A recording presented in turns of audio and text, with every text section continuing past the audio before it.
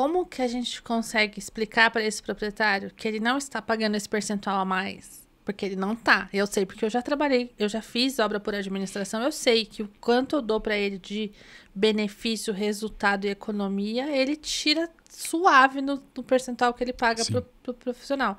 Mas como que a gente explica isso para ele? Olha, o custo que ele já teria para fazer a direção, que ele precisa da direção técnica, isso é indiscutível. Então já tem esse custo. Que ele não vai pagar. Né? Então ele vai somar a esse custo da direção toda a parte administrativa do andamento da obra. E dá um trabalho danado. Se ele quiser saber, porque isso é outra coisa interessante que a gente está começando a fazer no escritório, já tem algumas obras que a gente tem feito isso. Antes a gente fazia isso dentro do escritório, dava trabalho, dependendo da obra, a gente está trazendo parceiros para isso, que é o orçamento da obra, que é uma peça fundamental. Depois que você tem todos os projetos, isso te possibilita fazer um orçamento mais assertivo. Se eu não tiver projeto, eu vou chutar o custo da obra. Agora, se eu tenho projeto, fica mais fácil. Eu tenho que dizer para ele, daquela fase da obra, quanto ele já gastou. Como é que ele faz isso se não tiver um profissional que oriente? Então, eu tenho uma peça orçamentária. Cada despesa, cada contratação que eu faço, cada material que eu adquiro, está ligado a uma fase da obra. E aí você vai, tantos por cento da fundação já foi executado, tantos por cento da alvenaria já foi executado. Eu tenho que, se eu faço a direção e se eu faço a administração, eu tenho por obrigação ter a possibilidade de dizer isso a todo momento. Na segunda-feira ele não tem muito o que fazer, ele liga para o escritório e fala, viu, quantos por cento da obra do orçamento eu já consumi? E aí você vai, cri. Não dá. Se eu vendi uma direção, um gerenciamento da construção, eu tenho que, por obrigação, ter esses números na ponta da língua, na ponta do lápis. Você já fez 30%, até o relatório tal, você tem tanto por cento da fundação, tanto por cento de alvenaria, já estouramos nesse índice, ou nesse aqui ainda não. Isso é obrigação. Isso a direção não te dá, a administração te dá. E além do que, na administração a gente tem o conhecimento, né? Da onde tem o material no melhor preço com a melhor qualidade, porque a gente acabou de falar que não é só uma questão de preço. A gente sabe quem são os profissionais que executam com uma melhor qualidade, que às vezes contrato caro, o cara não vai. Então, a quantidade de desperdícios e retrabalhos que tem em uma obra sem administração é absurdamente maior, né?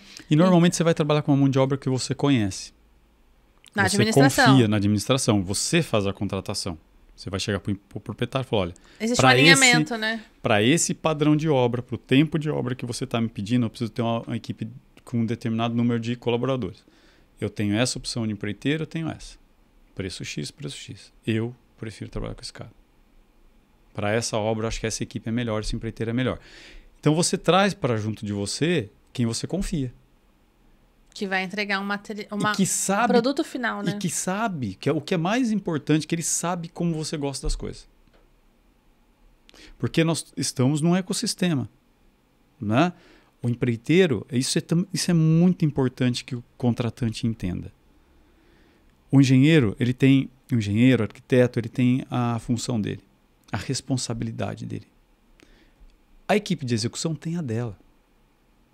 Então, quando eu vou à obra e eu faço a marcação da obra, a partir dali, eu faço a marcação de parede, confirmo dimensional da primeira fiada, tal. A partir dali, eu tenho que ter a confiança que o empreiteiro sabe que é um prumo. E eu não posso ser responsabilizado se o cara não sabe o que é um prumo. Isso acontece principalmente na direção técnica, onde você não tem o controle da contratação. Então, eu marco a parede, tudo certo, alguma dúvida? Não, doutor, está tudo bem, vou embora. Daqui a semana que vem eu volto. As paredes estão de pé. Aí eu olho para a parede. Começa a dar taquicardia. Tá fora de prumo. Claramente, né? Claramente fora de prumo. Aí o proprietário fala, mas você é o engenheiro. Não, peraí. O seu empreiteiro não sabe o que é um prumo. Ele não sabe tirar um esquadro. Quem contratou foi ele, né? Ele não sabe tirar um esquadro. peraí, para, né? Ele vai rebocar uma parede, em vez de aprumar a parede, não. Ele põe 2 centímetros em cima, 2 embaixo. Se a parede está fora de prumo, o reboco fica fora. De prumo. Não, peraí, isso não é responsabilidade minha. A gente orienta. Agora, a prática da execução... Não é obrigação do engenheiro treinar a mão de obra, né? Não é. Então, é isso que eu falo. Quando essa semana mesmo teve um cliente que me contatou, foi uma indicação, e ele falou, poxa, eu vou fazer um prédio administrativo tal, o empreiteiro até me falou que ele faz o desenho, ele faz a especificação do ferro. Eu falei, viu? Para, respira. Ele é engenheiro formado especializado em estrutura? Que eu bom! falei, olha, vamos lá. Eu conheço o empreiteiro. Ele é bom profissional. Não atribua a ele uma responsabilidade que não é dele. Não é justo com ele. Deixa ele fazer o que ele sabe fazer.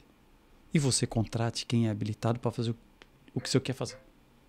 Quando o senhor for fazer o orçamento da armadura, do aço, você vai pegar a folha número 4 e vai mandar para as 10 empresas de aço. Vão orçar a mesma coisa. O senhor entende que o senhor está certo? Eu falei, lógico que eu estou certo. Tem dúvida disso. Então, cada um é um ecossistema, cada um tem uma responsabilidade. Se todo mundo funcionar bonitinho, até aquele auxiliar, aquele ajudante que é responsável por fazer a manutenção do canteiro limpo. Ele é um ajudante. A função desse cara é fantástica, é primordial. Ele manter a obra organizada significa menos desperdício de material. Significa um risco menor de um acidente. Então, olha só, falar, aquele menino que começou agora, não sabe fazer nada. Não, a função dele é espetacular. Então, todo mundo fazendo... Na administração, a gente não consegue ter isso. Na administração, não. Na direção, você não consegue. Na administração, você tem isso. Tem, porque foi eu que contratei. Se ele falar, não faço, eu mando ele embora. E se o proprietário chegar e falar assim, essa parede está fora de prumo e foi administração, é sua responsabilidade. É minha. Porque mas você contratou e acompanhou. A chance disso acontecer é muito menor. Não, claro que sim. Porque a equipe, eu sei quem é. Então, e ele sabe como é que eu trabalho. Então, quando você faz a direção, você tem um começo muito tenso.